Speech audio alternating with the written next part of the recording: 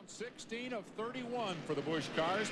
And what an amazing series it has been. 15 races, 12 different winners. Boris said in the 12 is the 15th pole winner of the year. Carl Simmons puts the green in the air, and we're underway at Watkins Glen.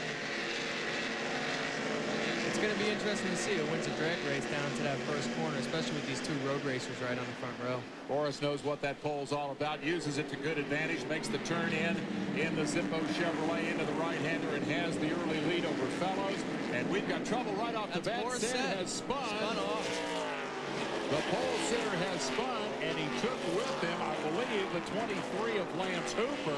But for Boris Said, the pole sitter, trouble early. A couple of other cars got involved. Said got the worst of it, and Fellows comes out with a big lead. And John Nemechek's number 87. What an incredible bad break for the pole sitter. Now they go 3 wide into the inner loop, and that spells trouble. Just look at that. There we got another car. That was the 10 car.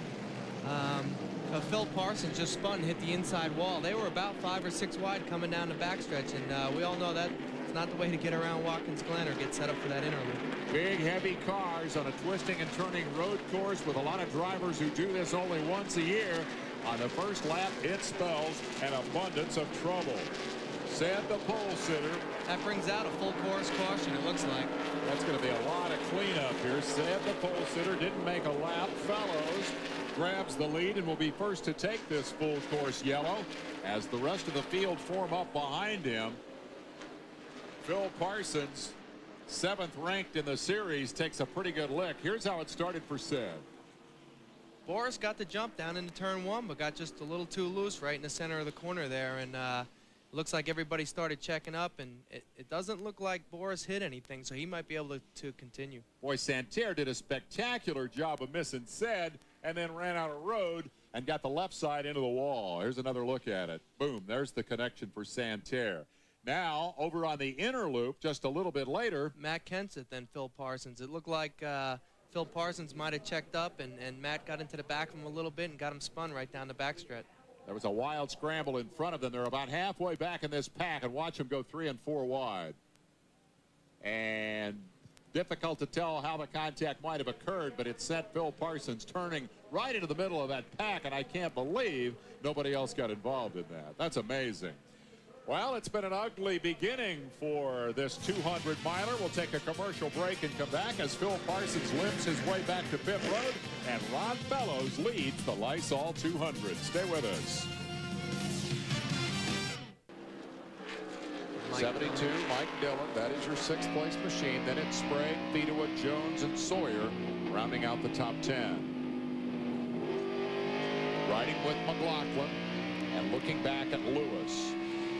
Looked like Lewis got a little sideways off the corner there, so he might be experiencing a little bit of a loose race car, or he might be just driving it for all it's worth. We got a spinner up there. We got a couple of them, in fact. The number 4 of Jeff Purvis is involved in an incident with Elliott Sadler, and number 73, Brian Wall, is also tangled up in this. This is at the head of the front straightaway, and it's a 3-car mix-up. And boy, it looks like Jeff Purvis's car took the worst for wear right there, and you can see those blocks that are sitting on the racetrack. Those are foam blocks that they have in place on the exit of turn 11, and it does a lot of damage to the body of the car, but it absorbs a lot of that energy where a regular steel barrier wouldn't. Now the leaders are still racing. The caution flag has not come out. As we expected he might, Fellows has checked out on Earnhardt.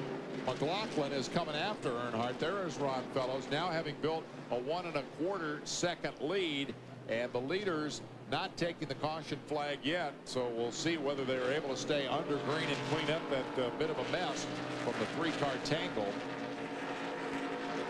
Fellows driving actually his 2nd Busch race here at the Glen.